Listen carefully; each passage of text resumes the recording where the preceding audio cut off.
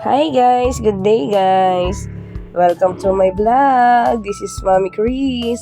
Ayan nga guys, papasilip nga natin sa inyo ang ating burgeran dito sa aming pwesto sa May Laura.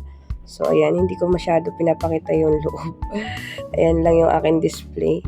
So sorry na agad sa aking boses at medyo struggle nga tayo at sumabay sa init. Nakikita nyo may bumibili nga sa labas, so hindi ko pinakita yung mukha. Ayan, meron nga tayong pakana ngayon.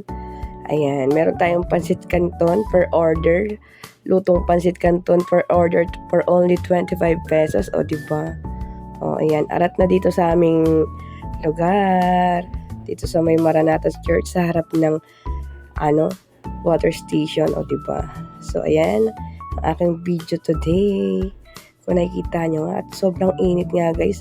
At dito nga tayo nagbabantay sa kabila. Ayan o, sobrang init talaga, grabe.